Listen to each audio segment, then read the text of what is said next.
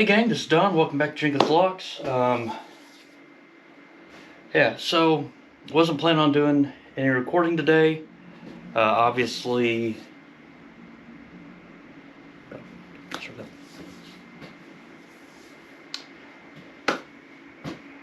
hey gang, this is Don. Welcome back to Jenkins Vlogs. Actually hadn't planned to do any recording today. This is like the first day I've been back in the shop in a couple weeks. Started a new IT job for the day job. And it's been, I purposely didn't schedule stuff, one, because I'm working 100% remote. My company is located in San Antonio, Texas now. So that was going to be a little bit, I know it's going to be a little bit of a mental drain on onboarding. They're in a different time zone. So adjusting my schedule. And just, you can do IT for a couple decades like I have, but every environment's different. The last environment I was at was DoD. So you had the constraints there, the way things worked within that organization. And then you move to another organization, which the place I moved, and I don't want to give the name away, but they do finance and insurance. And there was a famous athlete who wanted to get their insurance in a commercial that played over and over and over again because he was special, but he didn't play for the right team.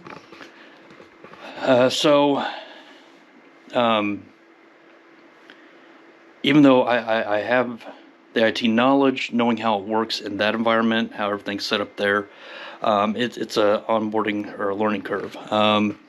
Believe it or not, this place was actually just chaos about 3 hours ago. There's where I moved out of the old job. There's my take-home list. But I want to give kind of an update.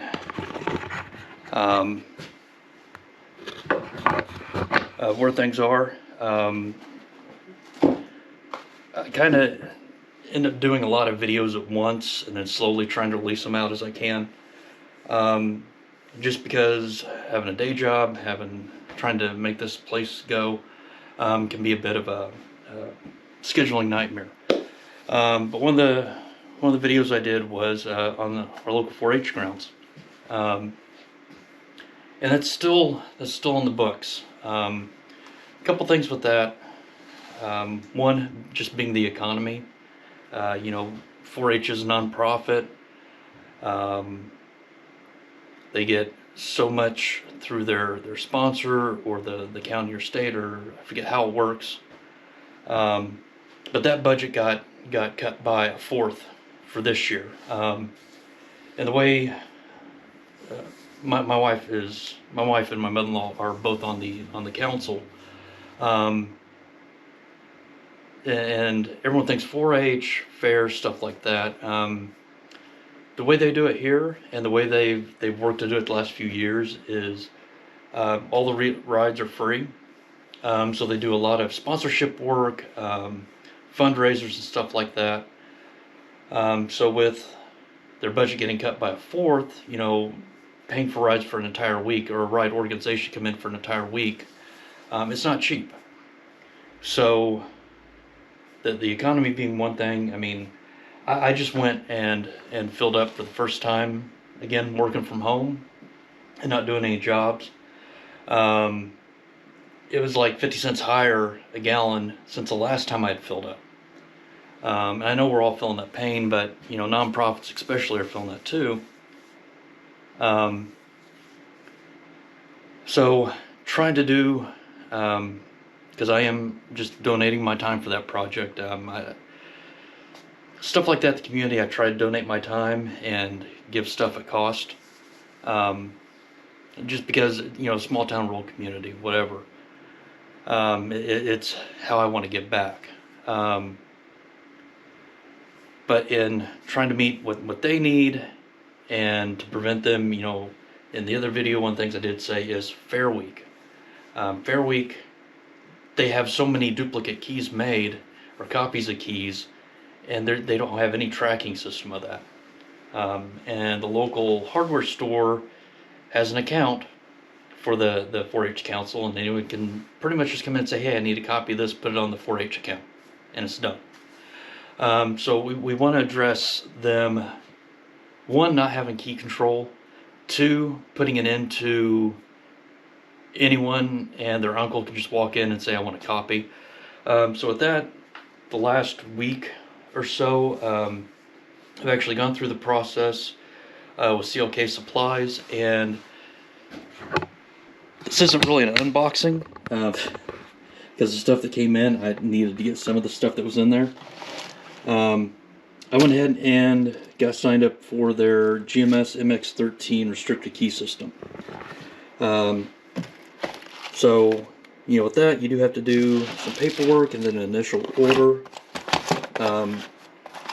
And I tried to make that order stuff I knew the 4-H grounds could use.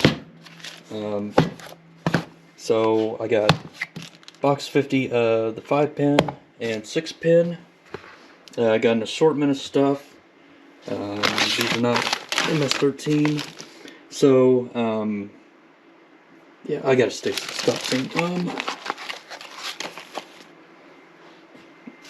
I know one of the things you're gonna need the most is the K&K. But when you get signed up, you do get a link to the video, or the video series that PJ made, showing you how to track this stuff and how to sell it, how to basically the whole program.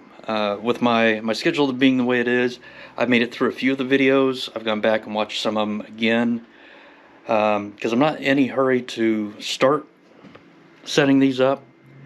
I'm working with the 4-H Council. They understand this is an initial setup process.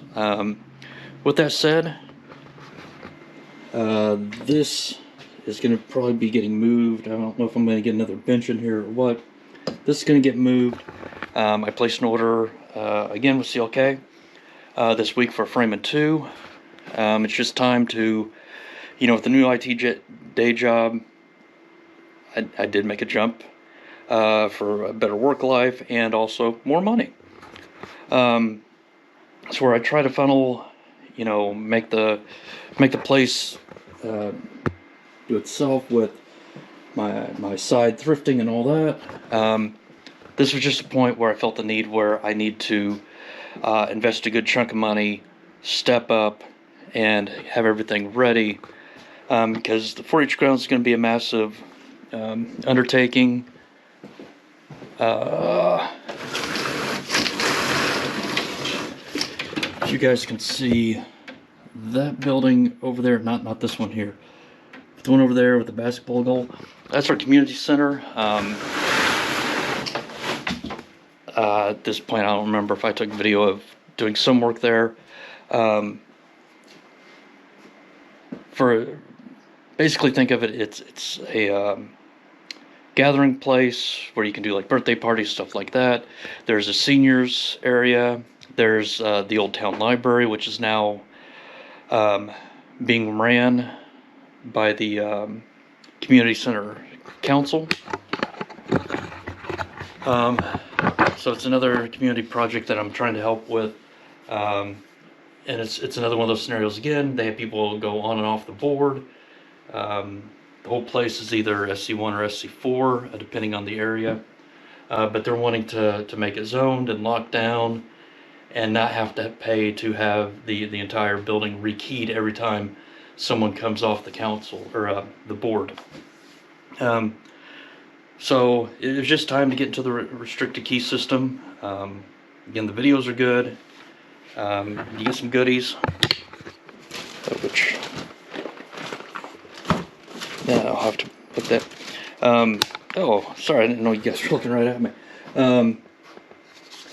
So I got 5-pin, 6-pin assortment. When you do the sign up for the program, you get another one of their awesome key mats. Big Bro, the online training.